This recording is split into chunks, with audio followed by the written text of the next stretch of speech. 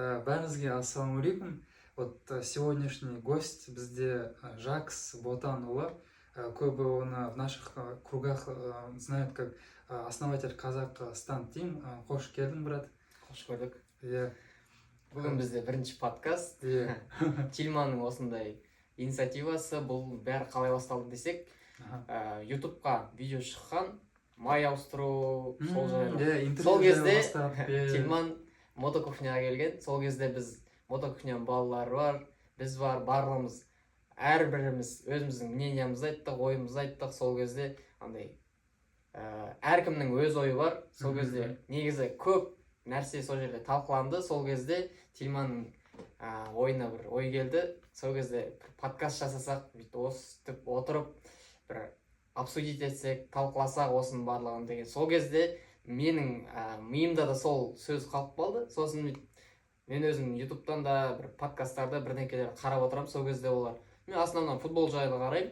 Сол кезде қарап отырам да, неге біздің осы мототематикадағы неге талқылайтын заттар көп қой, соны неге жасамасқа деп бір ойладым. Бірақ Тильманның ойында жүргенін оны білдім.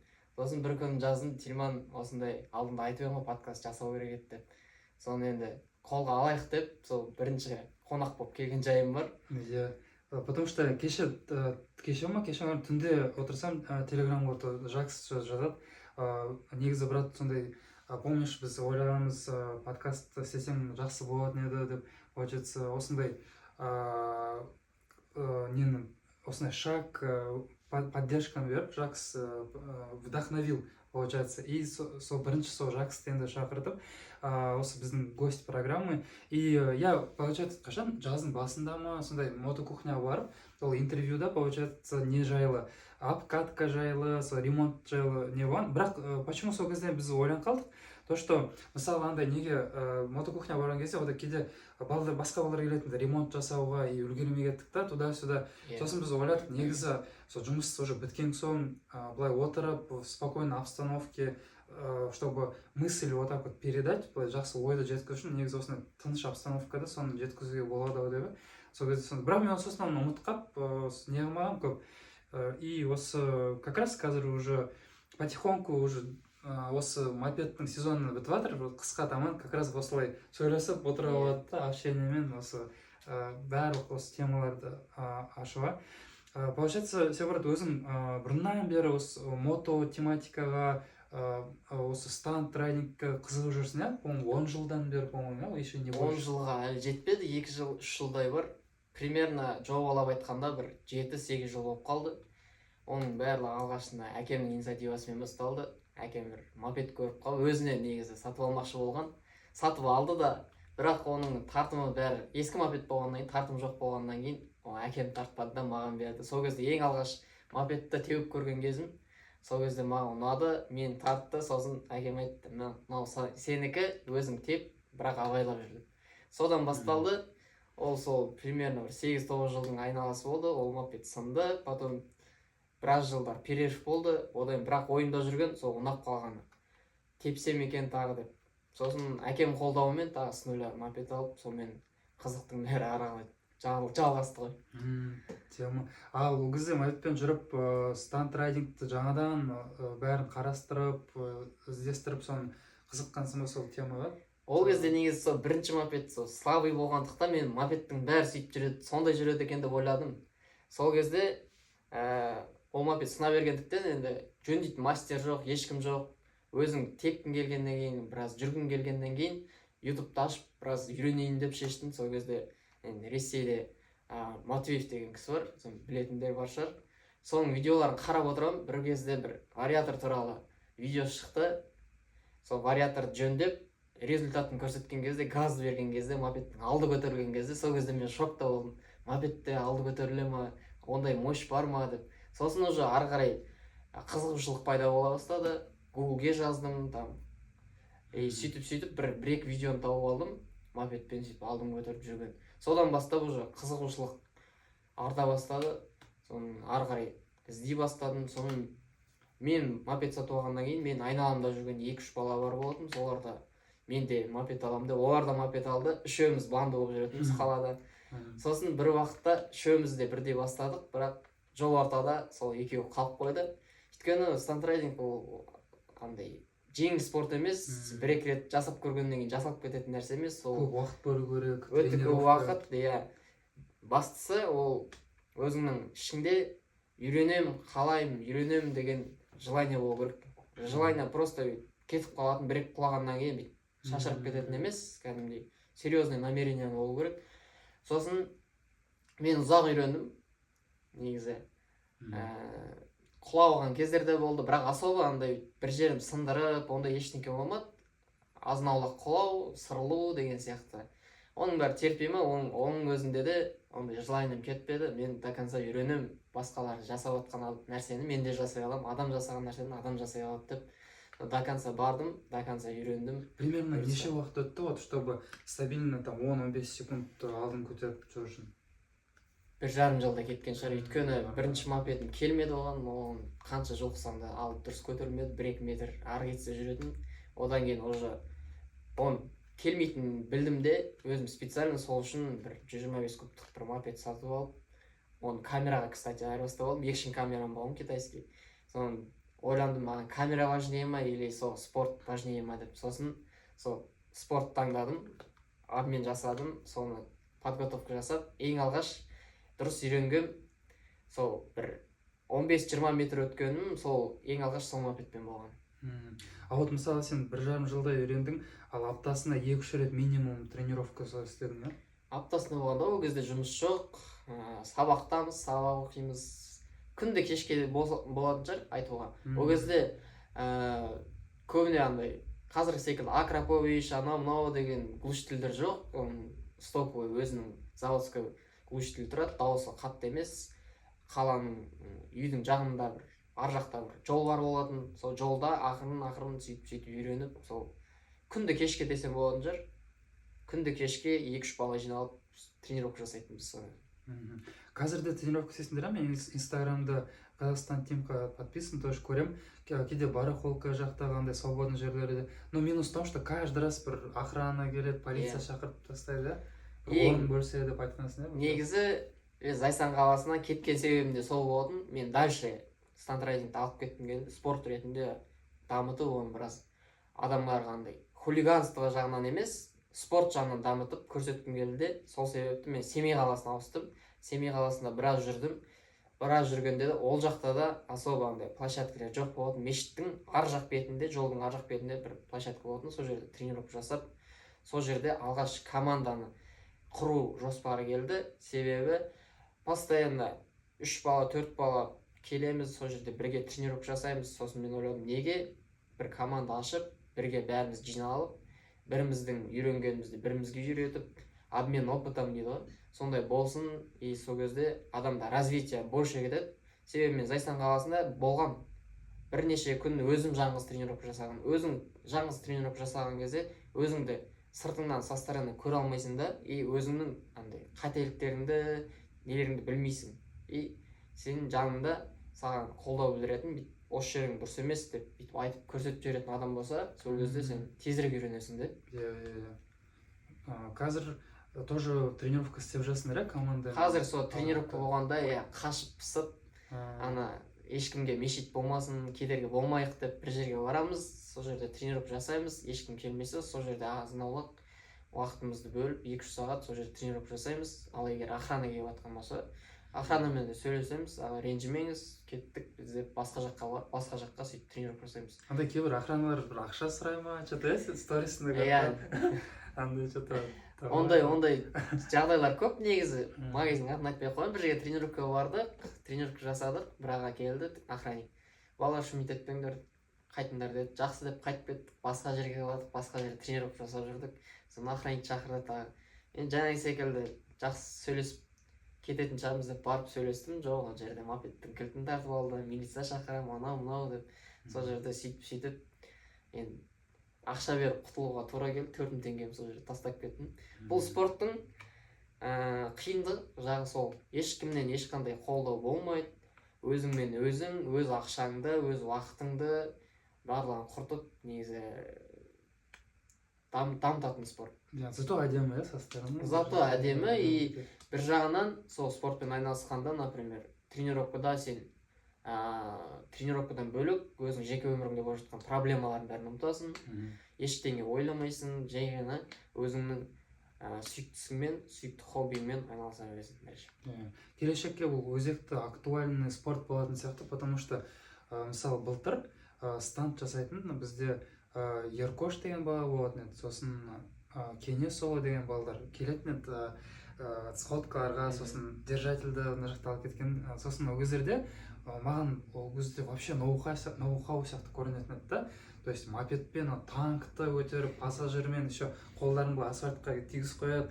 Ол кезде ух ты деп не алып, и осылай дамып, и осы жылы қарасам стант командалар, сосын сходкаларда 5-6 бала подряд. То есть получается осы 1-2 жылдың ішінде, даже 1 жылдың ішінде осы стант райдинг, осы мопед тематика резкий толчокпен осылай дамып кетті да. И мне кажется, келешекте бұл енді осы 1 жылдың ішінде емес, осы 1 жылдың ішінде сияқты прям дамыған сияқты емес, но все равно постепенно енді бұл спорт дамитын сияқты, потому что мопед, мото тематика көбі қызығып жатыр. Тем более қалада андай пробкалар жыл сайын, по-любому кімде мысалы машина бар или студент балалар болса жаңадан Алматыға келіп жатыр, по-любому олар бір мопед алады, и кейбіреулердің андай кішкентай кезінен қызығушылық бар, сондай стант нелерге. И осы жаңа сен айтқандай стант райдинг, сосын Джимхана деген бар, мотоциклистермен. Ол да осы, оказывается, 4-5 жылдың ішінде бастап шықса дамып. Негізі осы сол теманы сен қазір әдемілетіп бәрін структурировать етіп командамен істесең, негізі келешекте вообще күшті шығатын сияқты осы вообще стант, Қазақстан тим команда нелері. Негізі бұл спорттың мысалға көрші Ресейде осы жыл ғана ол официально спорт ретінде тіркелді. Мото фристайл деп аталады. Келешекте бізде де соған жетеміз деген үміт бар. Бізде де мотоциклистер бар, мопедистер бар, барлығы стант райдингпен уже ондай білді, бұрын білмейтін ешкім ол не зат екен. Қазір мопедистердің бір 80% білетін шығар, қандай спорт екені, не жайлы екені. Қазір барлығы соның басын бастап көріп жатыр. Ары қарай алып кеткендер алып кетеді, алмағандары өздерінің басқа жолдарын табады. Сол алып кеткендердің ішінде негізі шұғылданса, айналысса, негізі болашақ чемпиондар шығуы мүмкін. Сосын еще мынандай байқадым да, көбі мен еще тиктокқа тоже сол видеолар салғам. Мысалы кім, скажем, стант райдингпен айналысатындар, олар енді каждый раз жолда тоже көрсетеді нелерін, навыктарын. Бірақ еще олар бір публика, өзінің бір ұнататын бір компанияларда, мысалы сходкаларда сияқты өзінің көрсеткісі келеді да навыктарын. Бірақ мысалы сходка, мен өзім былтыр көп сходкаға қатыстым, келесің бір балдар стант жасап жатады, көп көріп отырады да олар. Бірақ қамп етеді да, бір патрульный машиналар келеді, бәрін нептеді. Негізі бізде бір жақсы бір площадка болса, закрытый бір площадка, чтобы вообще полицейскийлер ешкім келмейтін. Мысалы келесің, әдемілетіп, былай мопедтер бәрін тыс қойып, почти сходка, бірақ андай не сияқты, бір спортивный сияқты. Бәрі былай тызылып тұрады, отырады, и кім стантпен айналысады, мысалы балалар шығады и көрсетеді. Мысалы мотоциклистерді сөйледі, бізде Алматыда, блин, может, Соколда ма, Ямугашева, точно не знаю, бірақ мысалы видеоларды көресің, бір зрительдер тұрады, көрермендер, а ортасына мотоциклистер бір-бірден шығады, или по команде өздерін нелерін көрсетеді, трюк нелерді. Бізде ондай пока жоқ та, стант райдингпен балалар айналысатындар көбінесе там Райымбек Абаймен бүйтіп өтіп кетеді, и былай ол да енді красиво, но было бы еще лучше, мысалы там раз в месяц сондай бір площадкалар болса, өздерінің нелерін, өнерлерін солай көрсетіп, вообще было красиво среди своих. Негізі болашақта қолдау болып қалуы мүмкін, себебі мен площадка жайлы Семей қаласында жүрген кезде уже талқылай бастағам, акиматпен сөйлестік, спорт министрлігімен сөйлестік, автомотоспорт. Сол кезде негізі бізге бір площадка береміз дегендей қылды, обещание берді, келесі жылдың планына кіргіземіз дегендей. Біз өзіміз надеяться еттік, сендік, бірақ құр сөз болып қалды негізі. Бірақ шағын қала болғандықтан Семейде ондай көп, например, Алматыдағы секілді онымен айналысатын көп адам жоқ. Ары кетсе сол менің кругымдағы бір 5-6 адам, и мотоциклистер Джимханаға керек деді, площадка тоже менімен бірге. Мен стант райдингке керек дедім, олар Джимханаға керек деді. Сол общий кругпен примерно 100 адам шығар, 100 адам сұрадық, 100 адам обещание берді, саламыз дегенде. Бірақ әзірге пока замороженный, әзірге сөз болып тұр, болашақта мүмкін болып қалар, дами берсек. Оған қарамау керек негізі. оған қарамай, бірақ көшеде Килл-стрит анау менің ойым 50-50. Например, сен площадкаға барып, бірінші өзің дұрыстап үйреніп алсаң, трюктеріңді барлығын 100% мысалға 10 рет жасадың ба, 10-ауында да жасалып жатса, онда болады. Бірақ көшеде андай час пик кезінде емес, там машиналар көп кезде емес. Қазір Алматы қаласында машиналар өте көп, өте қауіпті. Біреуіне ұнаса, біреуіне ұнамайды ол негізі. Мысалы, біреу саған лайк қояды, сен ол кезде уже қуанып кетесің, ары қарай жылайдан қашып кетеді. Ал біреу болса, уже нервысына тиіп сені қағып кетпекші болады. Например, алдында өзімде менде сондай случай болды. Ешқандай алдымда машина жоқ, артымда машина жоқ. Алдын көтеріп келе жаттым өзіммен өзім. Соны бір машина келді де қысты. Алдын көтеріп келе жатқан кезде. Қысты да мен шошып кеттім сол кезде. Соны тоқтадым, түстім, сөйлестім ана кісімен. Не болды, не жағдайдан? Сен неге алдын көтеріп келе жатсың, қазір құлайсың ғой дейді маған. Соны негізі ол кісі өз полосасымен жүре берсе, ештеңе болмайтын еді. Ол мені қысып, өзі аварийный ситуация создавать етіп, сол маған предъявлять етіп тұр да, например. Ал мен болсам, оған бүйтіп қысып, оның алдына шығып, бүйтіп бірдеңе істеп жатсам, бір жарайды да. Ол получается өзі шыпысып жүрген бір мүмкін әр адамның өз ойы бар, әр адам. Ол не только стандрайдинтерге, ол любой бір кафеде или бір очередьте тұрса, любой бір сылтау табатын. Так, сенікі де дұрыс, андай желательно бір проспект пошире и андай дистанция болса, нормально. В принципе, әдемі кетеді. Алматыға алғаш келген кезде шошығып, балалармен шықтым, өзім кругымдағы сол мен тайып балалармен. Сен айтың жестко дейді екен де, машиналарды бүйтіп келе жатса, между ряд, бүйтіп машиналарды обгон жасап, өзім шошып кеттім ана жерде бірдеңке болып қалар екен, біреуге бірдеңке деп. Бірақ Алматыда сондай, потому что не то что мопедисттер, машиналарда солай жүреді да, солай агрессивно былай шусты жүрмесең, тұра бересің, пробкада сен ешкім өткізбей жүре береді машиналар, там бұл жерде битва между всеми машиналармен, там андай да бар. Оған да өзім негізі үйреніп қалдым былай между ряд жүру анау-мынау, бірақ енді андай машина көп кезде алдын көтеріп, бүйтіп айналып оларды бүйтіп жүруім қажет емес.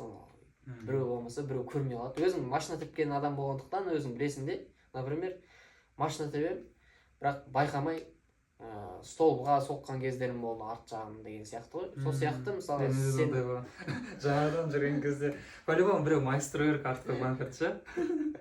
Ондай болған. Сол сияқты мысалға біреу жұмыстан шаршап келе жатады, нервс ойнап келе жатады мысалға. Сол кезде сенің өшін алуы мүмкін де, сен соғып кетуі мүмкін әтеге. Қанша тиктоктан видеоларды көріп жатыр. Өзімен өзі келіп жатқан мопедисті өзінен өзі соғып. Сол сияқты агрессивный адамдар көп. Сондықтан негізі желательно площадкаға барып тренировка жасап, сол жерде өздерінің спорттық дисциплиналарын көтерсеңдер. А потом кейде килл-стриттерде шығып та. Килл-стриттер негізі особенно сол машина аз кезде басталады. 12-ден кейін 1-де сағат түнгі 2-де 3-де. Кейбіреулер айтады ол адамдардың мазасын аласыңдар ғой, дарылатып анау-мынау дейді. Жоқ, ол бір орында тұрмайды ол. Колонна бір келеді. Бір жерде дарылатып тұрсаң, адамдардың мазасын аласың да. Сен мысалы үйде отырсың, дар етіп біреу өтіп кетті де, и особо саған ештеңке андай әсер етпейді. Ал сенің тура есік алдында біреу дар еткізіп осы жерде айналып жүрсе, онда уже адам нервісін ойнатады да. Сол себепті килл-стрит ол тоқтамайды. И негізі үлкен көшелерде болады. Үлкен көшелердің мен байқасаңдар, оң жағында, сол жағында уже торговый дом, сол сияқтылар болады да, и особо ол ешкімге мешіт болмайды. Тұрғын үйлер уже особо жоқ.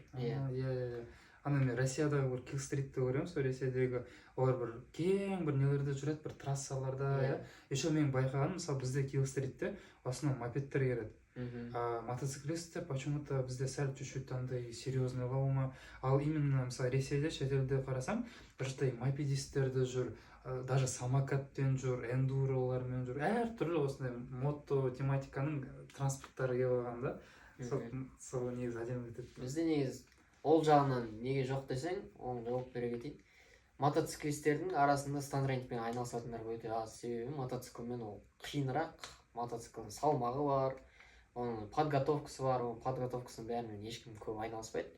Сол өзім білетін мотоциклистерден Алматыдан бір 5-6 мотоциклист бар шығар, сонымен айналысатын. Бірақ олар особо андай қатты үйренді деп айта алмаймын, бір арасында үшеуі бір нағыз стантер десем болатын шығар, трюктер жасап үйренді. Олар жастар келгендіктен там күнде уақыттары болмайды, олар площадкеге тренировкаға өздерінің бір график қояды, осы уақыттан осы уақытқа дейін келемін деп. Сол кезде келеді де тренировкаларын жасап үйлеріне қайтып кетеді. Мотоциклмен олар көп особо жүре бермейді, жүргеннің өзінде по делам жүреді, үйіне анау мынау жұмысқа. Олар Kill Street анау мынау дегенге енді қалай қарайтынын білмеймін. Енді негізі олардың көзқарасы андай ешкім мазасын алмасаң, нормальный организованный болса, онда жақсы қарайды деп ойлаймын. Қазірде по-моему уже мотоциклисттер мопедтерді үйреніп қалған сияқты. Вот былтырлары сәл андай не болған, тиктокта кейбір мотоциклисттер жынданып неғылып Менсінбеушілік. А потом уже со временем жарты жылдан кейін, бір жылдан кейін тиктоктарды қарасам, уже типа нейтрально или даже наоборот, типа о, мопедист деп уже басқаша болып кетті сәл. Даже мопедисттер не то что мотоциклисттер, автомобилисттер сәл уже үйреніп қалды, нелер уже қатты бұрынғыдай жалобы жоқ. Конечно, қазірде бар, бірақ бұрынғыдай жаңадан осы мопед тематика көп андай мопед болып кеткен кездерде ондай не жоқ та, наразылық. Негізі ондай да бар. Қазір адамдар да көбі түсініп келе жатыр, әр мопедист жеке тұлға, өзінің мінезі бар. Біреу бүйтті екен деп келесін кінәлауын қажет емес, мысалы. А мындай стант райдингте ол не только былай алдын көтеру, еще көп әртүрлі трюктар, нелері бар еді. Получается, деңгеймен по уровням да себя улучшаешь. Сондай мысалға, деңгей негізі сол адамдардың бірлесуімен, бірге тренировка жасауымен, сондаймен көп неместейді. Себебі мен соны байқағаным, мен Семей қаласында бір-екі бала тренировка жасап жүріп, сол кезде уже круги бір орында айналып алдын көтеріп, сол трюкті үйрендім. Сосын ол кезде Алматы қаласында ешкім білмейтін круг жасауды. Қалай примерно круг жасау, сен алдын көтересің, потом еще сол бір дөңгелекпен былай жүресің ба? Бір дөңгелекпен айналасың. И аяқты жерге тигізбей, получается? Тигізбей. Мен бір мотоциклистерді көргем, олар тоже сондай круг жасайды, бірақ аяғы сәл жерге тиеді да, или ауыр болған соң мотоцикл былай, короче, сөйтеді ма? Ол басқаша. Үйренудің бір элементтері ғой. Собачья лапка деп атайды оны. Бір аяғын тіреп алады да, сөйтіп бір круг жасап қояды. Сөйтіп тренировка жасайды. Ол тренировканың бір түрі. Сосын осы жаққа келдім де бір-екі бала сұрады, Ильяс жаныма келді сол кезде алғашында, қалай жасады деп. Сол кезде мен өзімнің бір советтерімді айттым, бір 3-4 рет өзімнің поправкаларын жасадым. Сол кезде көз алдымда уже 2 күннің ішінде нормальный круг жасап үйренді. Сосын тағы бір бала келді, Али деп атайды. Тоже сұрады менен, қалай жасайды, түсіндірші деп. Сол балаға да тоже адамның алдына барып, сол кезде бір күн тренировка жасадық. Бір күн болғанда енді кешке жақын бір 3 сағат шығар кетсе. Сол 3 сағаттың ішінде түсіндіріп, қалай жасау керек екенін түсіндірдім. И получается, сол 2 сағаттың ішінде уже ода ақырын сол круг пайда бола бастады. Сол кезде маған айтты, обмен опытым дегеннің пайдасы өте жақсы екен, зор екен дедім. Мысалға мен видеодан, анау-мынаудан қарадым, бірақ ол живую түсіндіргендей болмайды деді. Әр адам бір адам түсіндіре алады, бір адам түсіндіре алмайды бір жағынан. Оны еще түсіндіріп білу керек еді, как навыки тренера, сол да керек. Так, өзің келешекте осы командаға балдап жинайсың, или пока сен осы костякты мықты қылайын деп жатсың? Негізі командада количество емес, качество болсын деп, негізі іріктеп арасынан таңдап алдым. Отбор болды біздің командаға. Сол отбордың ішінен қай бала өзі жеке тренировка жасап, қандай трюктерді үйренді, соған қарадым, стиліне қарадым, сөйлесу манерына, мысалға желаниясы болса, кейбіреулер болады, тренировкаға келеді, анда-мында тренировка жасайды, бірақ командаға кіреді де, бірақ жоғалып кетеді. Мен миссиям командаға кіру, лучший стантерлардың ішінде болуым дейді да. Сол миссия келгеннен кейін, команданың ішіне кіргеннен кейін өзін-өзі жоғалтып алатындар болады. Сол себепті мен осы балаларды жинадым. Қазіргі составта 4 бала, болашақта 5-шісін тапсам деп ойлап жүрмін, бірақ пока набор бар, пока бір орын бар, сол бір орынға өзім негізі бір көз қырымды салып жүрмін, басқаларына қарап, кім осы орынға лайықты деп. Мысалы, жақында осы моточинкамен сотрудничество бастадық, коллаборация. Ол не себепті десеңдер, кейбіреулер айтады, моточинкаға сатылып кетті, бүйтіп кетті, сөйтіп кетті. Жоқ, сол моточинканың иесі, сол дәкенің өзінің бір көзқарасы бар да, жақсы көзқарасы бар, сол стант райдингке, сол стантқа деген андай өзі мен иә жоқ беруге андай былтырлар жақсы мықты сфоткалар жасады ол. иә сол мен семейде жүрген кезде шымкентке барды. Шымкент қаласында стандтан мини соревнования жасады. Балаларды андай инициатива дейді ғой, андай құштарлық бір солардың таланттарын оятты да, иә, көру үшін бір толчок берді. Сол кезде уже балалар мынадан жарысуға болады екен. Мынадан жарысуға болады екен, бірдеңке атымды шығаруға болады екен деп, уже сол кезде бақталастық бар жерде развитие да болады. Мысалы бір-бірімен анандай трюк үйреніп алады да, жоқ мен одан жақсы трюк жасаймын деп, например, адам тырысады, талпынады. Иә. Сол секілді Дәкенің таңдаған себебім де сол. Дәке екеуміз жұмыс жасаймыз. Болашақта негізі көп пландар бар. Россияда сол айта кетейін, неме болсын, инсайт сияқты болсын. Россияда станчамп деген соревнования бар. Стандрайдинг енді официальный вид спорта болғаннан кейін, официальный ол жақта соревнованиялар, чемпионат болады. Сол чемпионатқа бұйыртса келесі жылы біз командамен тренировка жасап, сол моточинканың қолдауымен, Дәкен қолдауымен сол Москваға барып, сол Қазақстанның біраз атын шығарып, жоқ дегенде 3-ші орын алып келсек деген желаниямыз бар.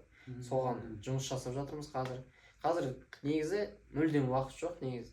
Тренировканың өзіне де біз уақытты әрең табамыз, себебі қазір өз жұмысың бар, өз жұмыстарың бар. Кстати, еще жұмыс айта кетсек, өзің еще ремонтпен айналысасың ғой. Иә, мотокухняда жұмыс жасаймын сол жерде. Сол балалардың негізі мотокухнядағы тоже стантрайдингке көзқарасы жақсы, мені де қолдайды.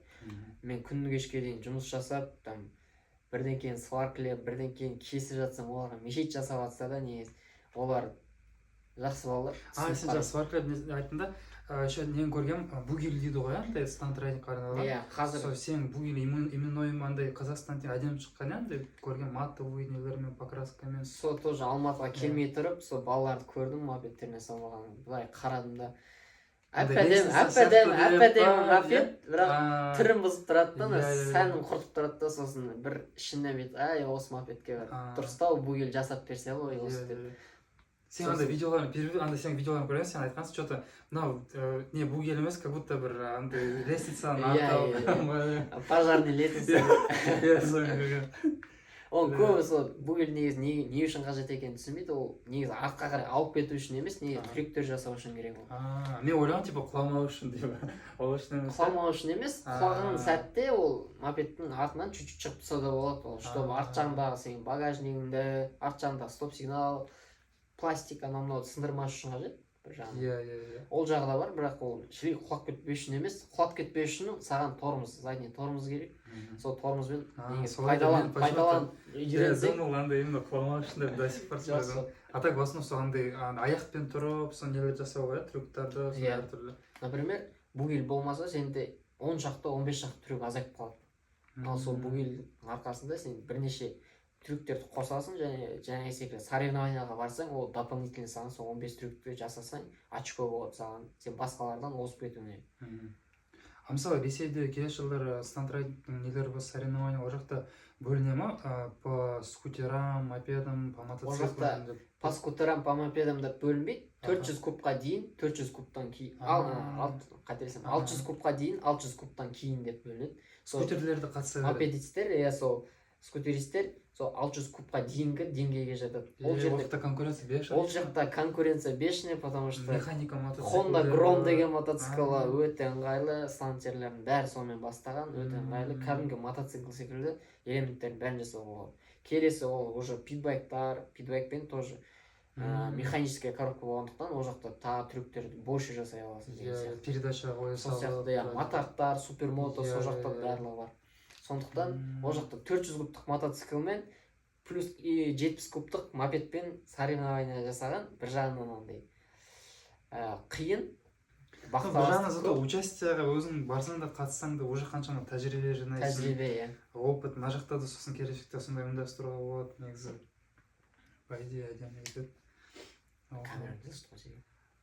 принципе, или сәл былай жасайық. Иә, қазір или бұнан былай өтсек, әдемі кетеді да. Так. Аха. осылай бір дубльмен көре берейік.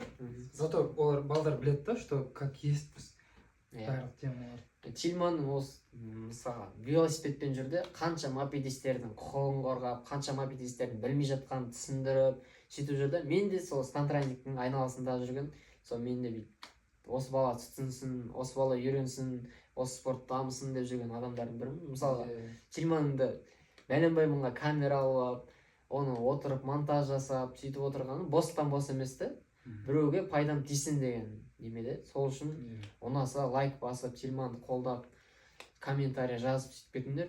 Бұл ең алғашқы подкаст. Сол. И в основном мен былай қалай байқағаным, что мысалы сенде өзің жұмыс істеп алып, не қатты особо қалай айтуға болады. Мысалы өзіңнің ұнайтын зат жасап, мысалы бугерді жасадың, нелерді жасап ше, андай емес, типа басқа бір керек емес бір заттарды айтуға болады ғой. Мысалы мынандай бір ЦПГ бірнекелерді пихать. Ондай емес, сен мысалы өзің білетін затты, чтобы завтра стыдно не было, сен өзіңнің именной андай бугерді жасадың, сондай нелерді әдемі жасадың да, получается, сенде бұл жерде именно за идею кетіп жатыр да, не потому что прям андай бір-екі жылда ақша істеп аламын, сосын жоқ болып кетемін емес, уже на годы вперед сенде за идею сондай бір қызықты болсын деп, сондай бағытпен, получается сондай. И тоже мен де сол стараюсь, мысалы маған кейде жазады бір магазиндер, андай нелер, мопед, тематика айтады, давай бізге кел, ақша береміз. Бірақ мен оларға көбіне былай жауап қайтарамын, потому что мен білем, мен олармен сотрудничать етемін, олар сосын мені бір-екі күннен кейін просто пайдаланып, содан кейін мен ұмытып кетеді да. Сол үшін мен өзім мысалы бір жыл почти подряд, қазір в основном біз замена массаж жасаймыз, қазір более-менее, бірақ до этого мысалы бір жыл подряд андай держатель шлема бар ғой, соны сатып жүрмін, и то оны айына где-то может 20 тал сатылады, одан қалатын там 700-1000 теңге. Айына сол 20-30 мың тауып жүрдім да. И ол кездерде мен идея менде в том была, что для меня важно андай не только андай бір прибыль нелер, а именно осы идея да, осы өзіңде желание болса, ол басқа балдарға білінеді. Кім мысалы қазір тиктокты осы айта салайын, кім мысалы тиктокқа түсіргісі келеді, олар екіге бөлінеді, біреулер шынымен де для души түсіріп жасайтындар, ал екіншіден просто так, типа, қазір мен түсіремін, но рекке атады, ертеңгі күні бір магазиндер түсірсе, олардан ақша аламын, өйтсең ты прогоришь. Бір-екі ай может рекке жасын, потом сен өзіңнің энергияң шықпай қалады, ты прогоришь. Сосын любой бір зат істесеңдер, вот от души жасаңдар. Сосын мен де осы жақсылықтың осы нелерді көргем, видеоларын, әртүрлі станд, проекттерді тиктокқа салып, бір андай, прям, типа, бір видеоны қазір бүйтіп жасаймын, мына жерде былай емес. Каждый видеоны көрем, душевный ше. Бір видеода, типа, так, мына жерде бензин қалды, как мына жаққа бару керек, Royal Petrol'дан алып жүріп бензин құймады, әртүрлі күнделікті повседневныйларды саласың да. Сен білесің, что видео рекке может атпайды, зато сені көретін балдар, хоть даже 200 просмотр болса, ол сенің бұрыннан біледі сен оқырмандарың да. Мен де мысалы былтыр тиктокқа видео түсіргенде көбі мен біледі, что мен күніне 20-15 видео сала беретінім да. И мен не то, что мен, типа, вот, я не знал то, что ол рекке атпай қалады, ол үшін емес, мен білетін едім, что ол рекке атпайтын еді. Бірақ я хотел просто, менде просто желание переполняло, и сонымен бөліскім келген балдармен сала беретін видеолар. Мен білетінім, что лучше желательно аптасына 1-2 видео тиктокқа салу керек, сол кезде сен көп оқырман жеді, мне пофигу было, менің 3 страницам тикток өшіріп тастады, сала бердім, андай сходкалар, моточинканың сходкасына барды, сосын моточинка сходкалар еще болмай тұрып, адемде сходка жасадық тиктокер дос балдармен, сосын VIP Motors деген білесің ба, көрдің ба? Былтыр сондай болған, қазір олар көрінбейді да, балдар көбі, біреулер үйреніп кетті, біреулер басқа сала кетті. Бірақ ең бірінші сол сходка тематиканы бастаған VIP Motors деген команда бар. Жоқ, кім, Ердос бастаған, 2 дөңгелек, Ердостан кейін оны VIP Motors деген команда кетті. Ол жақта 4-5 бала болған, мықты былай. И олар сол сходкаларды бастап, тоже осындай нелерді, толчок. И сосын сол сходкалармен түсіріп, бірақ тиктоктың бір жаман жері, станд түсірсең, видеоларды бұғаттап тастайды, өшіп тастайды. Мен білесің, менің 2-3 страницам тиктокта не үшін өшкені, именно станд райдинг үшін тиктокта өшсат, опасные действия дейді да, и именно станд үшін қатты нелер береді, предупреждение. Аккаунт қып-қызыл болып кетеді да, и аккаунтты өшіп тастайды. Именно сол VIP Motors'тың сходкаларында, моточинканың сходкаларында мен станд райдингті түсірген үшін менің 2-3 аккаунтым сол үшін минусқа кетіп қалды. Сондықтан мен көп танымайтын шығар, тиктокта көп жоқпын. Тиктокта болса да андай жұмыста, ремонт кезіндегі, там өзімнің күнделікті өмірімдегі қызықты сәттерді ғана душевно ше түсіремін да. Бірақ ол білем да, мен то, что просмотр жинамайды, бірақ мен наблюдать етіп қарап жүретін адамдар білсін деймін да. Ал егер сантрайдинг жағына келсем, инстаграмға салып, инстаграмда рекке шығу өте қиын. Ол жерде почти шықпайсың да. Менің ары кетсе бір-ақ видеом шыққан шығар немеге, рекке. Сондықтан өзің кейін біреу көретін шығар деген секілді, көрмесе де деп сала бересіз. Бірақ мысалға менде алғаш болды, Семей қаласынан келдім осында, мопедпен бір светофорға келдім, тоқтадым, жаныма бір мопед келді де, бүйтіп қарады, сен жақсылық бодан емессің ба деді маған. Мен қарадым, иә менмін дедім. Соны, мен сізді баяғыдан бері көремін ғой, ютубтан сіздің видеоларыңызды анау-мынау деп. Сол кезде келіп, амандасып, сөйтіп не істеген кезде өзім бір разы болып қалдым да, біреуге болсын пайдам тиген екен.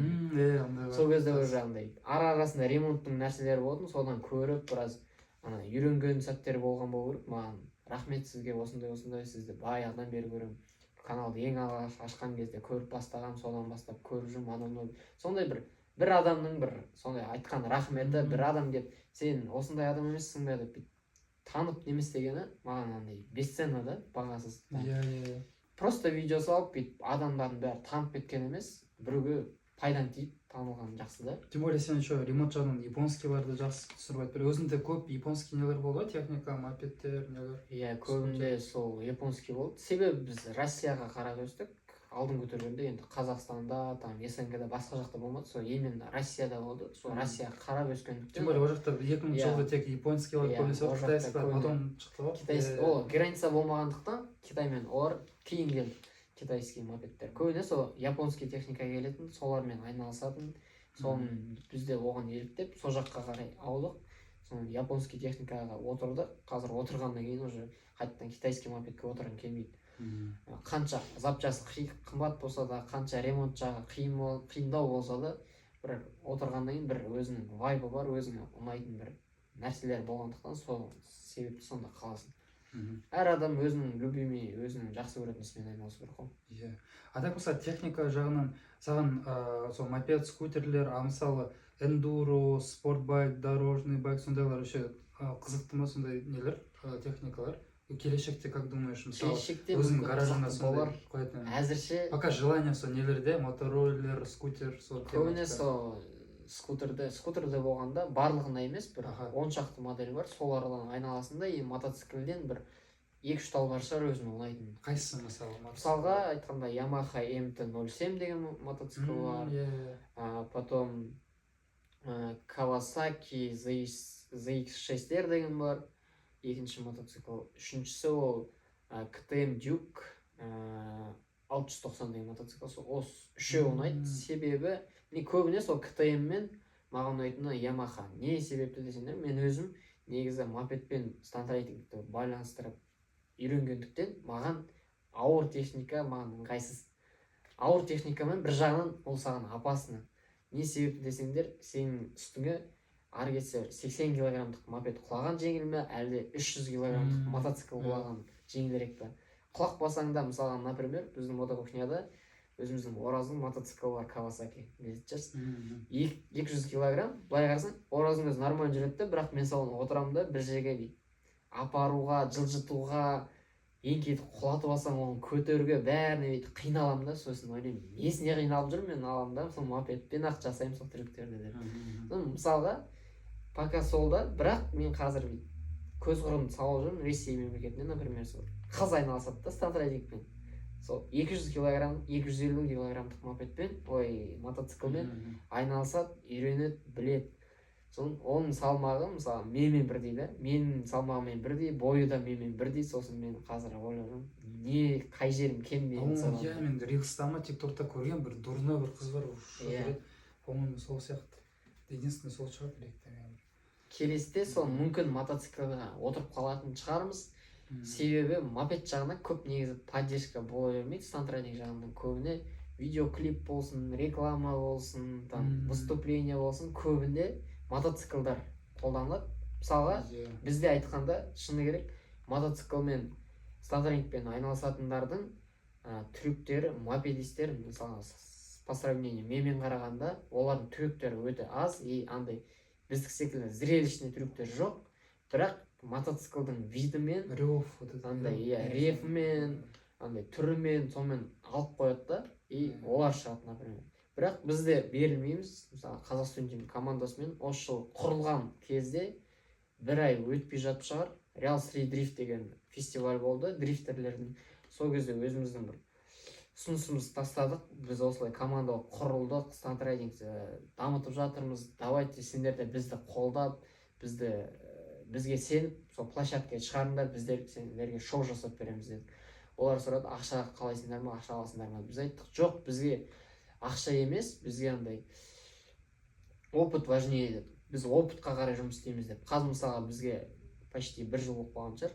1 жыл болса да біз әлі опытқа жұмыс істейміз. Әлі бір жерде выступление бірдеңке болса, біз оған пока ақша алмаймыз.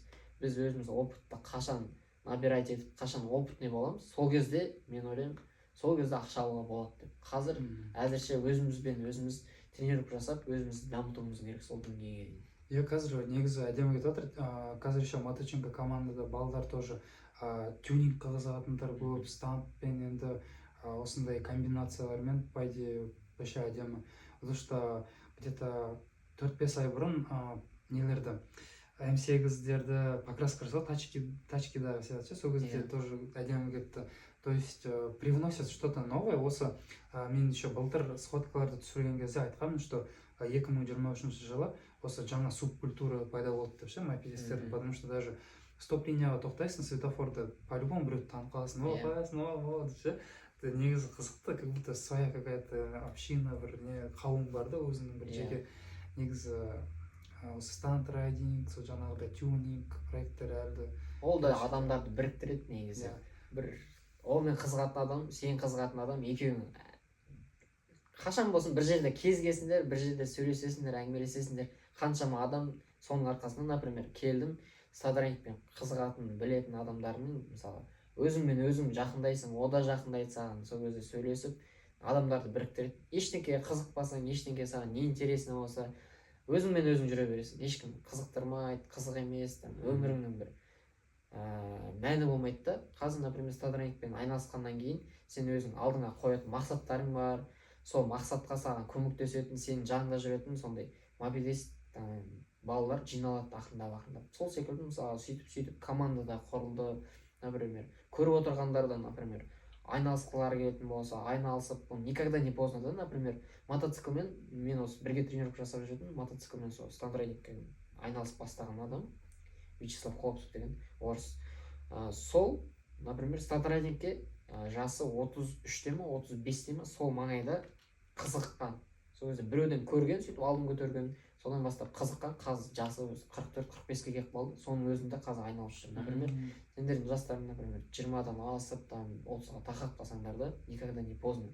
Главный тренировкамен алып қоюларыңа болды. Біреу, мысалға, жас 18-де ме, стандрайдингпен бастап айналысты ма, сенің жасың 25-те ме, сен бастап, главный опытпен, скиллмен, тренировкамен алып қойсаң, ол, например, алады айына 1 рет тренировка жасайды. Сен алда айына күнде, мысалы, күнде болмаса да, жұмасына 1 рет тренировка жасай, дұрыстап жаса. Бірақ сен сол уақытыңды, өзіңнің желанияңды бәрін қоссаң, сол 18-дегі жасаған трюктерден сен озып кетуіңе болады. Сол себепті никогда не поздно тренировка жасап, өзің развивать етіп, өзі осы спортқа келуге. Негізі осы келешекте, мысалы, командаңмен ба, или кооперация жасап, стандрайдингпен бір соревнование жасап көрсең негізі. Мен осы жаққа негізі келмес бұрын сол адамдармен сөйлескен, давайте стандрайдинг жағынан соревнование жасайық деп. Сол себепті көп қолдау таппадым, бірақ қазір біраз Қазақстан Тим командасы арқылы танылып жатқандықтан, негізі келесі жылы планда бар сондай. Мысалға соның ар жақ бер жағы отбор жасадық, отбор жасағанның өзі бір соревнованияда адамдар командаға кіру үшін біреумен бақталасады, біреумен соревнование үйренеді деген секілді. Соған мысалға тренировкаға келеді, мен командаға кірем дейді, тренировка жасап үйренеді. Сол секілді болашақта негізі спонсорлар тартып, нормальный площадка тауып, сол жерде негізі стандрайдингтен спорт ретінде адамдарды кәдімгідей просто хулиганство өзімізбен өзіміз емес, кәдімгідей объявление беріп, осындай чемпионат болады по стандрайдингу деп, басқа да адамдарды тартып, мысалға, ол хулиганство жағынан емес, спорт жағынан сөйтіп көрсетуге болады. Негізі сол жағына да жұмыс істеймін мен өзім. Сол жағына, көбіне мен сол жағына, хулиганство жағынан емес, адамдарға спорт ретінде тартып не істегім келеді. Например, мен тренировка жасап жүремін, бір жерде бір-екі мопедист келеді, тоже тренировка жасап жүреді, мен оларға қараймын, олар желаниялар бешеный да, жасап атады, сөйтіп тренировкаларын жасап өздерін добивать етіп атады да. И оларға уже көз қарасың бөлек, анау еңбекқор, например, тренировка жасап жатыр, просто андай көшеге шығып алып, өзін алдын бір элемент үйреніп, алдын көтеріп, там біреуге мешіт жасап, бірдеңе істеп жатқан емес, өзін дамытып, дұрыс жағынан дамып жатыр да, мысалы. Негізі көбіне шақыратын, сол площадкаға барыңдар, базар жоқ. Біреуге мешіт жасап жатсаңдар, площадка табасыңдар по-любому. Бір сағат болсын, бір жерде жарты сағат, бір жерде жарты сағат сөйтіп құрап аласыңдар өзің. Қазір әзірге сол площадка болмай жатыр. Площадка жағынан біз негізі акимат жағымен сөйлесіп жатырмыз. Акимат жағымен болғанда сол через старшық шығып жатырмыз да. Сол Вячеслав Хлопцевқа толчок бердім, давайте балалар айналысқысы келіп жүр, өзіңде айналысатын жер. Мысалы, олар Соколға барады. Соколға олар профессионально айналысқандықтан, олар жастар үлкен болғандықтан да, семейный положениесі бәрі жақсы болғандықтан, машинасы бар, фурасы бар. Тем более алыс қой. Фургондары бар, фургондарына мотоциклдерін салып алады да, сол жаққа барып тренировка жасайды. Ал мопедистердің барлығы, например, бара алмайды да, ол жерге 80-90 км жерге мопедпен. Ал неме доставка анау болса қымбат. Ол жағын көбісі студент, алыс болып кетеді, уақыттар аз. Сондықтан біз қаланың маңайынан акиматпен сөйлесіп, негізі площадка іздеп жатырмыз. Площадка жағынан негізі подпись жағын не істедік. Акиматтағы адамдардың рұқсатын алдық. Енді бір-екі площадка бар, соның бір-екі площадканы бұйыртса сонымен келісетін шығармыз. И ол площадкаға да мысалы барлығын кіргізе алмаймыз. Айналысқысы келетін адамдар, просто хулиганство жағынан жүрген адамдарды ол жаққа өкінішке орай кіргізе алмаймыз. Профессионально біз секілді, например, бір спорттың осы элементті үйренемін, тырысамын деген адамдар болса, өзімізге жақындаса, өзімізбен бірге сол площадкаға кіргізіп, андай проходной двор емес, бір-бірін таниды ол жақта. Себебі ол жерде мысалы бір площадка болса, ол жерге барлығын шақырсақ, бір 50 мопед келсе, например, бәрі бір-біріне мешіт жасайды. Бір-біріне соғылады, сондай ешқандай сондай. Айтасың, жеке, пожалуйста, шуламыңдар, полицияға Петр, ондай дисциплина болмаса, ондай тым болмайды негізі. Бір жерге келеміз, например, индустриальный зона деген бар, станциялар білет, көбі білет, сол жерге барамыз, өзімізбен өзіміз 4 бала тренировка жасап жүреміз, ешкім жалғыз етпейді, ештеңке болмайды. Бір уақытта бір талпа келеді, өздерінің бір талпасы. Солға келген сәтте бір ары кетсе 5 минут жүретін шығармыз, одан уже полиция келеді, милиция келеді, там охранниктер шығады, жалпы жасап, сол секілді, например, дисциплина болу керек, ешкімге мешіт жасамай, бір-бірімізді түсініп нормально көрсек, негізі развитие болады.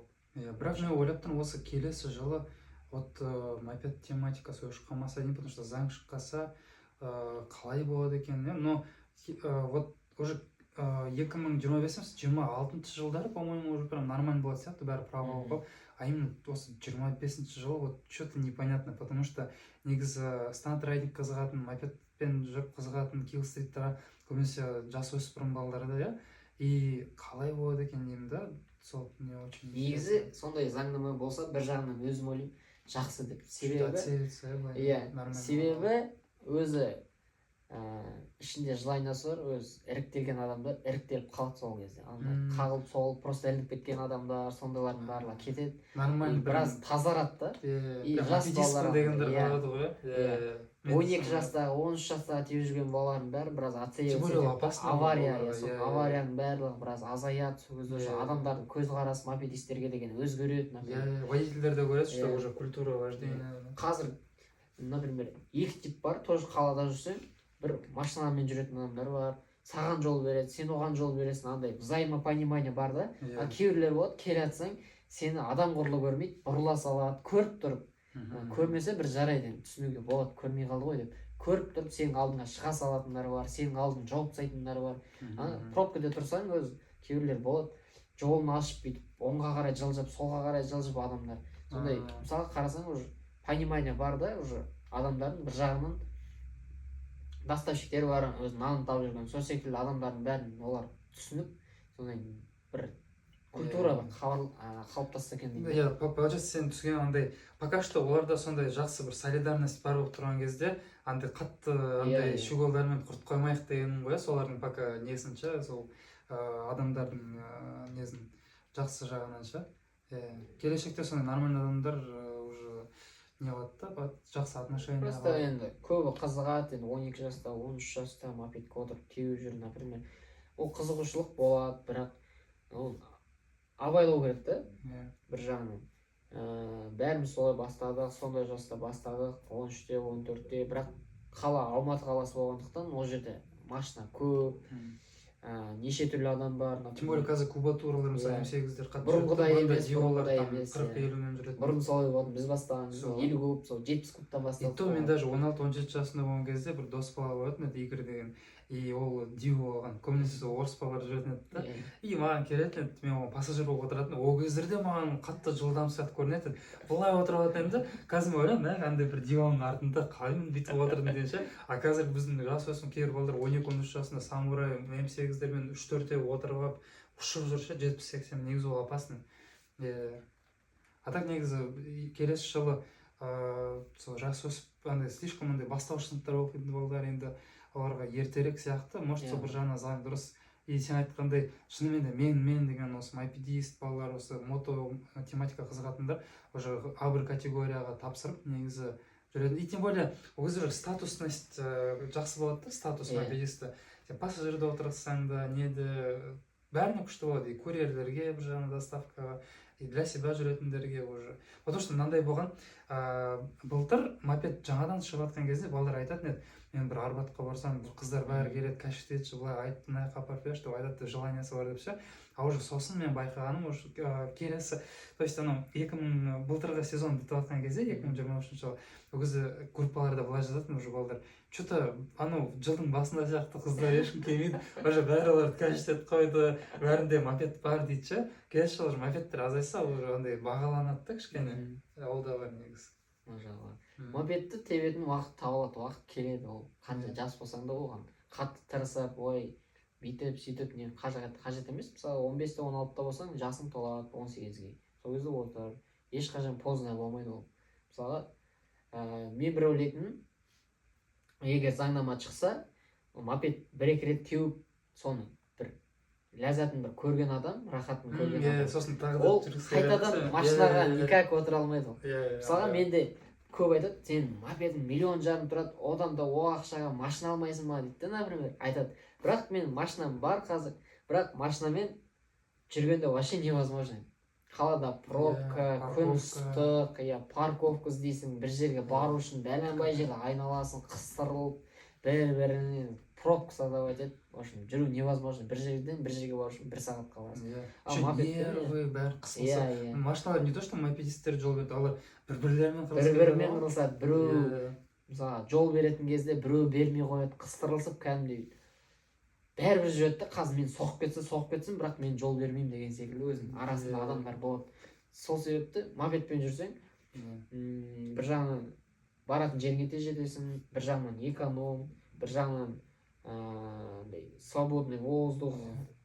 Сосын, кстати, сейчас беру, сен андай жаңа айттың ғой, кім мопедпен жүріп, вообще осындай техникамен, пробкаларда, нелерде еркін жүріп үйреніп қалғандар, негізі қалады деп, мен альтерде сұрастыру жасағам, примерно где-то 70% жүре береміз, право алып деді, и 30% жоқ деді.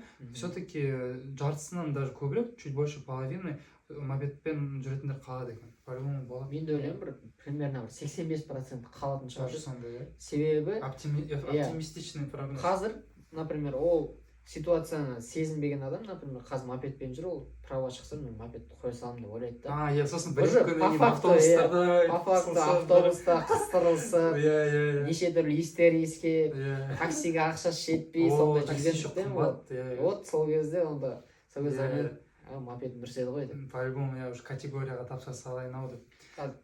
Қазірдің өзінде, мысал келтірсем болады, мотокухняда жұмыс істегендіктен неше түрлі адам келеді, барлығымен бір таныс боласың да, и біреулер болады, аварияға түсіп, аяғы сынып, бір жері гипс болып, сөйтіп больницаға түсіп жүреді де, больницада жатқан кезде айтады, мен больше мопедке отырмаймын. Менде андай психологический травма болып қалды дейді. Жарайды дейсің, сосын ол емделеді, аяғы бәрі жазылады, сосын бір күнге келеді мопедпен келеді. Сосын айтасың, мопедке отырмаймын деп ғой, не болды десең, таксимен жүру невозможно екен, автобус қысқарылсып, там по-любому жаяу остановкаға барасың, остановкадан түсіп қайтадан жаяу жүресің деп. Содан невозможно екен, лучше мопедмен біраз абайлап, жан жағыма қарап, дұрыстап внимательно болып жүрген дұрыс екен дейді. Соны мопедпен қайтадан мопедпен жүр. Ондай примерлер көп. Мысалы өзімде, например, өмірімде болды бірнеше случай, перерыв болды біраз уақыт. Сол кезде уже андай өміріңнің бір бөлігі жоғалып кеткен сияқты болады да, бір хоббиің жоқ, бір айналысатын затың жоқ, машина болса ол машина бір бөлек әңгіме, мопед бір бөлек әңгіме. Мопедтің өзінің немесі бөлек, темасы бөлек, кайфы, удовольствиесі бөлек, машинанікі бөлек деген сияқты. Мысалға көп адамға машина ұнаса, кейбір адамдарға мопед ұнайды, мотоцикл ұнайды деген сияқты. Кейбіреулер, например, мен машина теме алмаймын, машина жүргізе алмаймын дейді де, мотоцикл тепсе өзіме ұнайды дейді. Ондай адамдар көп. Мысал келтірсек. Ондай бір кейін ойлаймын, пока бізде енді қанша жыл мопедтер келгеніне нормальный бір поток болғаны бір ары кетсе 2 жыл болған шығар. Иә, вообще негізі 2020 жылы көрелер бастаған карантин кезінде. Бірақ осы соңғы 1-2 жылда, осы былтыр көктемнен бері прям атты прям скутердің, мопедтің бір бум болған бір қанша 2 жыл болды ма? Если так подумать, 2022 жылы жаздан басталды примерно. Мысалға сол кезден бастап бір бум болған кезде, енді қазір де көбейіп келе жатыр. Сол кезде бір пока культура бір неме қалыптаспады да, енді ойлаймын бір 1-2 жылдың ішінде бір культура қалыптасады. Тем более еще бәрі номермен болса уже. Бірін-бірі уважать етеді, бірін-бірі сыйлайды деген секілді. Қазір просто барлығына бүйтіп мопедті бере салғаннан кейін, отырғаннан кейін особо түсінік болмай жатыр да. Қазір келе-келе. Қазіргі көбі мысалы жаяу жүргіншілер, андай автомобилист көлік жүргіншілер мопедті пока сәл үйреніп қалды, бірақ все равно олар ойлап жүр, как будто ол заң шыққан соң вообще жоқ болып кетеді. Бірақ мен бұл жерде айтарым, Алматы ол огромный мегаполис. Алматының өзінің еще жан-жағынан адамдар жинасаң, где-то 3 миллиондай жиналады. 3 миллион адам. Даже бәріне машина қойсаң да бәрі пробкада тұрады. И по-любому мопедтер жыл сайын көбейеді. Может, заң шыққан соң сәл азаяды, но в долгосрочной перспективе по-любому көп болады. И оған надо привыкнуть, оған үйрену керек. Егер де вообще оған үйренмей жатсаң, мопедистерге өзің мопедист бол и спокойно жүресің. Қазір машина тебетін адамдардың өзі қызығып жатыр негізі. Кейде сұрайды. Мен осындай мопед алсам қалай жұмысыма. Алдында бір кісі келді, үлкен кісі. Жасы бір ары кетсе бір 45 сондайда шығар. Мопед алыпты да, ақшасы бар, машинасы бар. Мен айтады да, мен өзім таба алмай жүрмін дейді. Бір мопед алдым дейді, осы мен теуіп көрдім, маған ұнады дейді. Бір жерден бір жерге тез жетемін дейді. Сосын андай қымбат саймандар, запчастар салып жатыр екен да. Біз айтамыз, біз сұраймыз, жасыңыз осыншаға келді, ол неліктен, ол не керек сізге? Типа, не себепті салып жатырсыз десем, маған ұнайды дейді. Мен осы өзімнің еңбегімнің тапқан ақшамды осыған салып, осыған теуіп, осыған қарасам, бір андай рахат аламын дейді да, бір түріне мысалға жасайды, краскілейді, айтады, бүйтеді, бүйтіп қарап отырсам, маған андай ұнайды дейді. Сол себепті әлі де көп үлкен кісілер де отырады деп ойлаймын, мопедке анау-мынау. Негізі мопедтің қызығы кейбір балдар былай жазып жатыр тиктокта. Мә, 2023 жылы сияқты емес, қазір 2024 жылы дейді ше. Бірақ не только мопедтің темасы. Машинамен де сондай ғой, сен машинамен ең алғашқы жылы 1-2 ай жүргенде қызықты ше, сосын оған да үйреніп қаласың. Мопед, бірақ қазіргі мысалы мопед тематика может отработкалау үшін балалар сәл шаша қалды да, бірақ сен айтқандай 1-2 ай өтеді, сосын оларда тағы да желание пайда болады.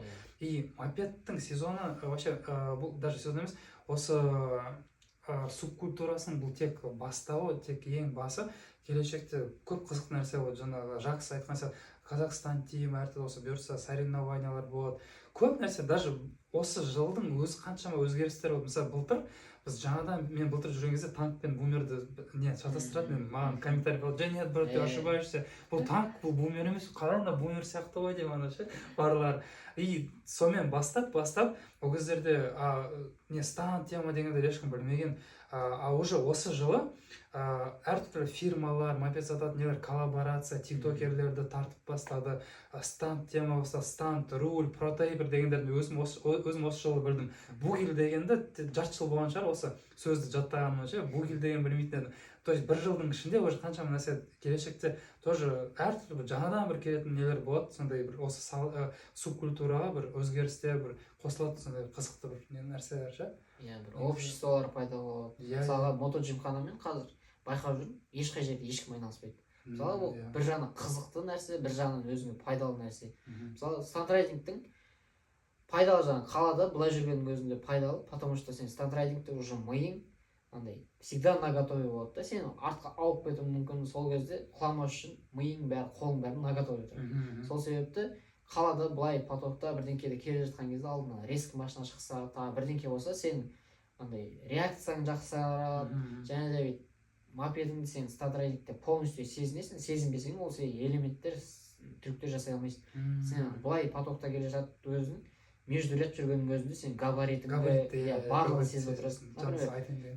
Көп байқамайтын, көп андай айналыспайтын теуіп жүрген курьерлерді, там просто мопедистерді қарасам, алдында келе жатады междуряд, аяқтарын түсіріп алады, бүйтіп қорқып, бүйтіп немес дейді да, бірақ былай қарасаң, аяқ түсіргеннен, ол междуряд жүргеннен дым пайда жоқ.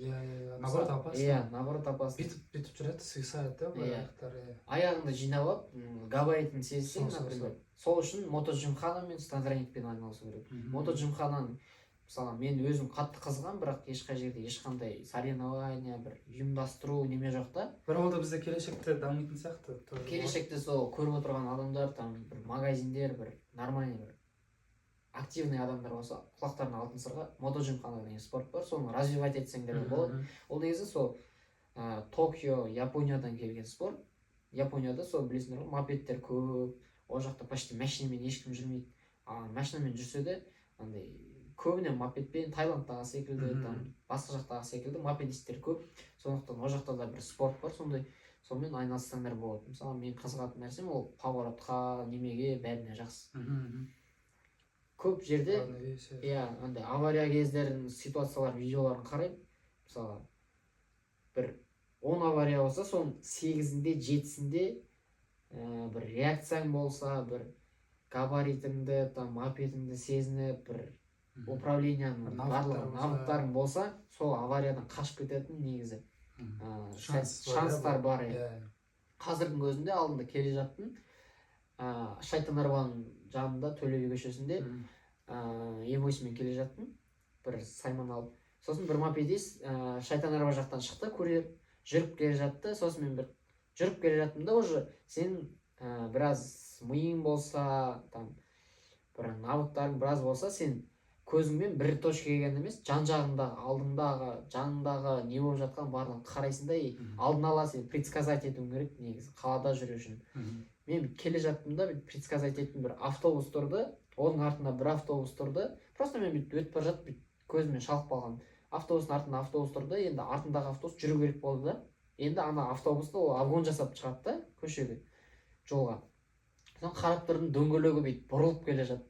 Соны бір мопедист келе жатты. Соны дөңгелегі бұрылды, ол шықты жолға, шығып немес дегенше бірталай уақыт болды негізі. Сол мопедист сол повороттан шықты да, білмеймін, то ли өз шаршап келе жатты ма, то ли бір точкаға қарады ма, то ли өзінің навыктары жетіспеді ма, бір сол барды да, кәдімгідей бүйтіп ары кетсе 10 секунд, 15 секунд болған шығар ана жерде. Барды да сол автобусқа барып жабысты, қадалды, құлады сол жерде. Сол кезде былай қарадым, осы жерде құламауға, соғылмауға болар еді ғой, біраз навыгы болса, бітсе, сүйтсе деп. Сол кезде бір өзіме бір неме келді, бір круг жасап, бір сол кезде адамдарды сол навыктарын развивать етуге тартуға. Қазір мотошколалар бар, например, ценаларын қарасаң, ана жерде көп ақша сұрайды да олар. И определенный графикпен не істейсің. Жоқ, ондай емес. Білетін навыктарын, мысалға, мен болашақта, может, андай видео немелер түсіріп қалсам, андай от первого лица GoPro-мен. Сол кезде негізі білетін нәрселердің біразын айтуға тырысам, адамдарға жеткізуге. Біраз біреуіне болмаса, біреуіне көмегім тиетін шығар. Біреуіне болсын, мен бір аварийный ситуациядан біреуді қорғап қалсам, соның көзі маған негізі ақша керек емес, сол результат болса, сол маған жетіп жатыр негізі. Сол себепті сол жағынан только не только стендрайдинг, сол жағынан да адамдарға бір ремонт жағынан да көмегім тисін деп, сол навык жағынан да көмегім тисін деп біраз негізі жұмыс жасаймын. Бірақ өзімді негізі команда жағына тартамын. Командадағы жігіттер, например, ақшалар болмай қалады, сынып қалады, бізге тренировка жасау керек. Сол себепті, например, сотрудничество жағынан тартамын. Моточинканы тарттым, например. Енді болашақта тағы там коллаборация, может, фирмалармен, бір напитоктармен, бір киімдермен бір сотрудничество болып қалсақ, жақсы болады да. Себебі біз андай осы жерім сынып қалды, оған ақша қайдан табамын деген секілді хоббиң өзін өзі асырап хобби өзін өзі асырап отса, онда сен желание таймайды да. Ал сен хоббимен, стендрайдингпен айналысып жүрсің, сен мопедті сына бересің, сен оған ақша сала бересің. Поддержка болу керек. И поддержка жоқ саған бүйтіп. Осы соревнования болса, сен менің атым шығады, бірінші орын аламын, екінші орын аламын деп талпынасың.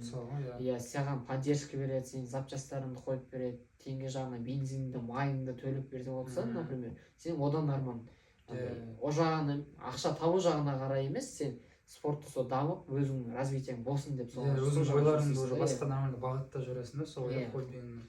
Ал, например, сол стендрайдингте, например, сезонда сен жұмысыңмен сол тренировканы совмещать етуің керек.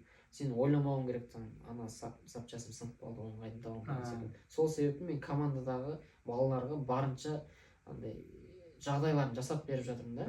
Өзімнің уақытымды құрбан етіп, солардың біраз менің көмегім тисін оларға деген секілді. Например, Ильястың өзіне, например, алдында жұмыс таба алмай жүрді. Моточинкаға жұмысқа кіргіздім, ақша тапсын, жұмыс істесін деп. Потому что мен случайым болды, тренировка келдім, ол мен дискім сынып қалды, ямаға кіріп кеттім, дискіге ақша таппадым.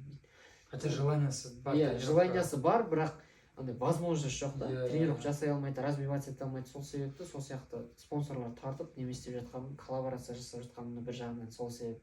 И бір жағынан сол акиматтың көздерін былай сол спортқа қарай жақсы жағынан көрсеткім келеді. И плюс андай басқа, мысалы, бәріне мен тренировка жасап көрсете алмаймын ғой. Сол себепті, мысалы, өзім жүргенде мен өз-өзімді бүйтіп састарына түсіріп, не істей алмаймын да. Мобилор жалдауға ақшам жоқ, например. Сен өзің запчасқа тратить етесің, бензинге деген сияқты. И плюс монтаж жағынан оған мүлдем уақытында болмайды. Сол себепті моточинканы тартып отырған себебім не сол. Олар мобилор жағын тауып береді, неме істейді. Болашақта енді осы біраз уақыт болып қалса, біз обучалка түсіреміз, например, стендрайдингке қалай, не керек, қалай үйрену керек. Мысалы, осы жағына развивать ету, жоғарылату, дамыту жағына көп жұмыс жасайтын боламыз. Видеолар түсіреміз көп, неше түрлі полезный. Не только там осыны қалай үйрену керек деген секілді. Ремонт жағынан да постараемыз адамдарға көмектесуге, потому что көбінің қазір ақшасы жоқ деген сияқты. Ремонтқа келген адамдардың өзі кейбіреуіне жағдайына қарап, біраз ақшасын түсіріп беріп, біраз запчасын өзіміз жағынан бар болса, соны салып беріп, сөйтіп мотокухняда көмектесеміз. Сол себепті біреулер мысалы қолының икемі бар, бірақ бермейтін адамдар болады да, соларға видео арқылы бүйтіп көрсетіп, таныстырып, өзіміз де былай қарасаң солай үйрендік қой, ютубқа қарап, не істеп. Бірақ көбі қазір орысша түсінбегендіктен, немегендіктен көре алмайды, түсіне алмайды деген секілді. Соларға қазақша контент жоқ та ютубта былай қарасаң. Ремонт жағынан, неме жағынан, сол жағынан біраз сол пустотаны біраз толтырамыз деген неме ой бар. Сол жағына қарай тоже жұмыс істейміз. Тек уақыт жағына қарай неме істеп қалып жатырмыз да, тіреліп қалып жатырмыз. Бірақ келешекте жақсы болады деп үміттенемін. Негізі сондай сотрудничестволар жақсы болады. То есть поддержка бір жағынан. Былай, так, в принципе, бүгінгі темалар от души айттық, былай тағы не айтуға болады бізге. Если что, келешекте балдар комментарияға жазып жіберсін, сұрақтар болса, Жакстың инстаграмын, тиктогын, Қазақстан тимті бәрін белгілеп кетемін. Директке жазсаңдар, түсіндіріп. И келесі, мысалы, Тильманға қонаққа кім келсін десеңдер, астына жазып кетіңдер комментария, кім осы блогер келсін, осы келсін, осының тыңдағым келеді, әңгімесін деген секілді, сондай адамдар болса, шақырыңдар, жазыңдар, астына отмечать етіп. Ол өте қызықты болады. Көп адам келсе, Тильманда өзіне желаниясы пайда болады, сендер лайк басып, комментарий жазып, қызықты болса, Тильман ары қарай дамытады, развиваться етеді.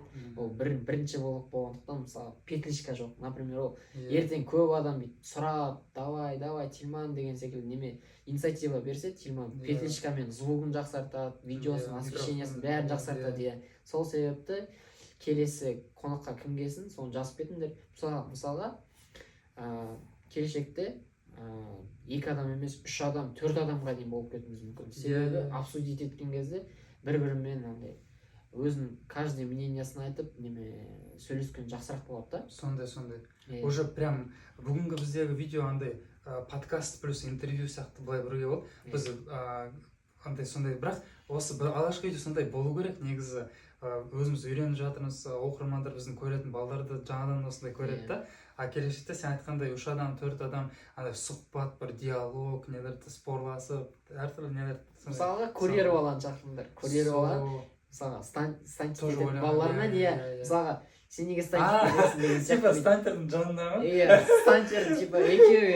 Ана жақта соғыс кетсе, рух файтинг болып кетеді ғой, ана жақтан бірашқанда охранник сияқты қара футболка кигізіп қойғанда, Рамазан разнимай дейді. Сол секілді мысалға мен стантер болғандықтан, мен стантерлік көзқарасымда бүйтіп курьерлер базар жоқ өзінің жұмысын жасап жүр. Бірақ бүйтіп өзің қызылда тұрған кезде қызылға өтіп кететін курьерлер бар. Пешеходный переходпен, мопедпен теуіп өтіп кететіндер Не бар. все безупречно дейсің ғой, Мысалға бізде де минустар бар, оларда да минустар бар. Сол себепті стантерлер мынандай деп айтуға болмайды да, стантерлер сол жағынан қолдап кетейін ол. Көбіне енді бастап жатқандар стантерлер сөйтіп неме істеп жүреді, бірақ ол кейін уақыт өте ол түсінеді, жасамайтын болады. В принципе, бүгінгі, по-моему, осындай подкаст, надеемся, что жақсы болғанына. Вот жаңағыдай Жакстың нелерін тоже айтқан ақылдарын, нелерін, лайфхактарын балдар тоже көріп, есіне сақтап. В принципе, рахмет родной келгеніңе, осы өзің айтқаныңа, сондай подкаст істесең әдемі болады ғой деп. Сол үшін сразу сені шақырттым, бірінші осындай менің вдохновителім деп, осындай немен. Келешекте тағы да сені қонақ ретінде күтем. Ол кездерде, может, сен айтқандай, тағы балдарды жинаймыз. Мотокухнядағы команданы, может, жинап бәріміз отырамыз. Или сен айтқандай еще курьер баланы қосып қоямыз. Негізі тағы да... Мысалға, немеде тиктокта өзің қарасаң, бір-бірімен андай кездесе алмай жүрген, сөйлесе алмай жүрген адамдар болады. Мысалы, Бағдәулет деген баланы әлі көрген жүрмін. Бага 333 деген. Бәрін, оның достарын бәрін білем, сондай да бар, иә. Сондай да жолығып сөйлескенге бәріне жақсы. Тильманның осындай подкастына келгеніне тоже қуаныштымын. Бірінші қонақ болғанына тем более қуаныштымын. Сол себепті қолдап, лайктарын басып, комментарияда жазып кетіңдер. Маған сұрақтарың болса, өз контакттері болады, сонда жазып, не істесеңдер, ответ беремін бәрін. Все, көргендеріңізге рахмет. Все, сау болыңдар.